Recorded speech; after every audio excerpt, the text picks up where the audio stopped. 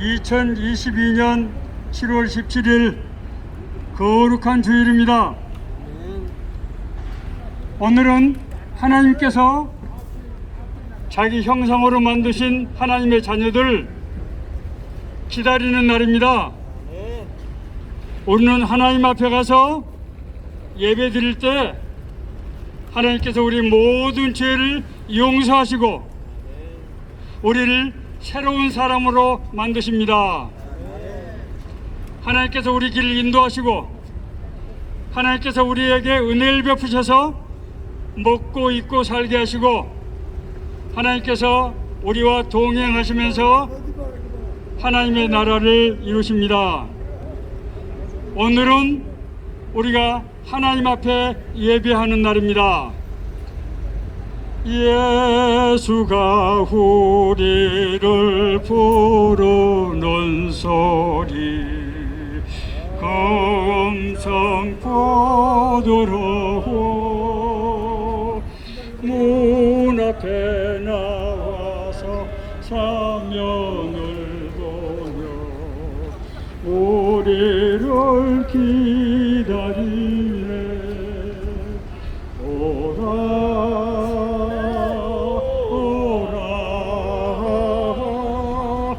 방황치 말고 오라.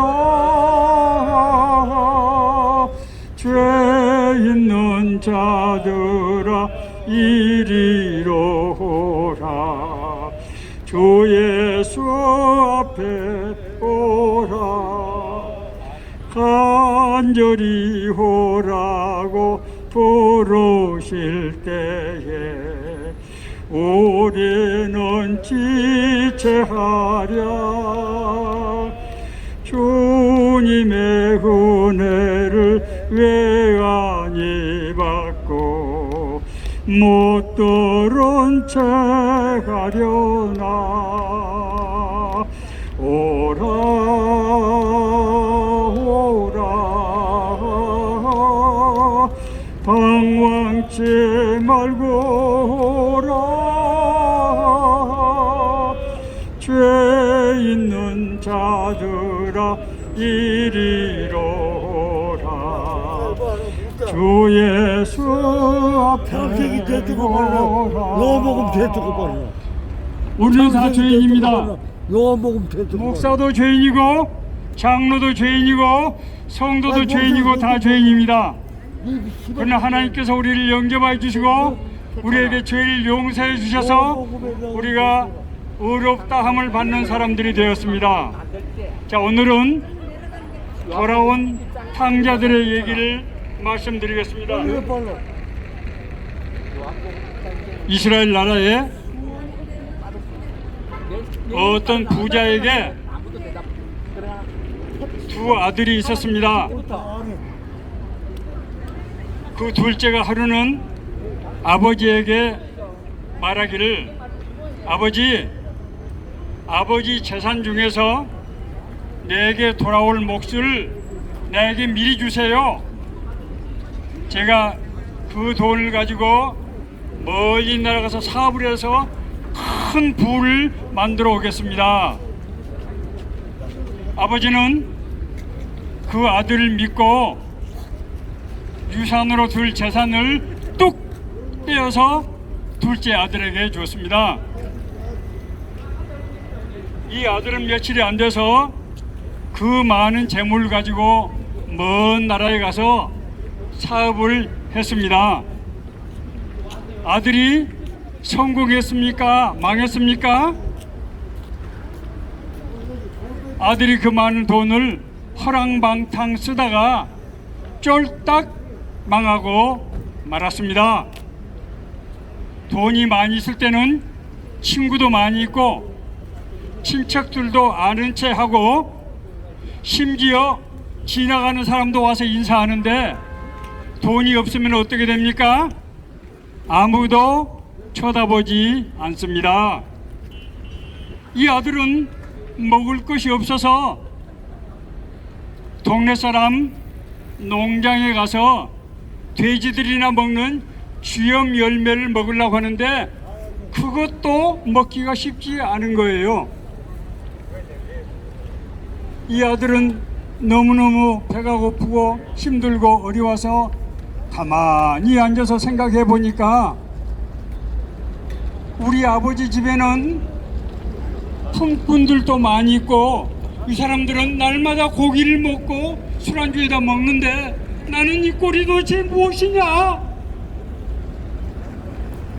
내가 아버지 앞에 회개하고 돌아가서 밥이라도 먹고 살아야 되겠다, 이렇게 생각을 하고 먼 길을 다시 떠나게 되었습니다. 저 멀리 아버지 집이 보이는데 날이 어둑어둑해져 가고 있어요. 그런데 그 대문 앞에 늙은 노인이 한 사람이 있다가 그 아들을 쳐다보더니 맨발로 달려와서 아들을 끌어안고 입을 맞추면서 아버지가 아들을 반기는 것이었습니다. 아들은 아버지에게 너무 미안해서 아버지, 제가 하나님과 아버지 앞에서 큰 죄를 지었습니다. 이제 도저히 아들이라고 할 수도 없으니 나를 품꾼의 하인의 한 사람으로 이제 삼아서 먹을 것이라도 좀 주십시오. 아버지는 하인들에게 급하게 말씀하셨습니다. 빨리 가서 제일 좋은 옷을 가져가고 손에 낄 가락지를 가져오고 좋은 신발을 가져다가 아들에게 신겨라. 우리 아들이 이제 살아왔지 않느냐? 우리가 살찐 송아지를 잡고 잔치를 벌이자. 아버지 재산을 탕진해버린 이 아들은 바로 이 죄악된 세상 가운데 살고 있는 우리 자신을 얘기하고 있습니다. 우리는 하나님이 우리를 만들었지만은 하나님을 모른다 하고 내 생각과 내 방법으로 내 멋대로 살다가 하나님의 모든 재산을 탕진해버리고 세상의 죄 가운데 사는 인생이 되고 말았습니다. 우리가 하나님 앞에 죄를 지으면은 네 가지 현상이 나타납니다. 맨 처음에는 하나님을 두려워하고 하나님을 알 수 없게 되는 것입니다. 아이들이 학교에서 성적을 잘 못 받아오면은 집에 도둑처럼 몰래 들어옵니다. 그런데 아들이 100점을 받아오면은 현관문을 발로 빵 차고 아버지 나 100점 먹었어, 이러는 것입니다. 죄를 지면은 하나님을 모르게 되고 눈이 다치고 하나님을 무서워서 피하게 됩니다.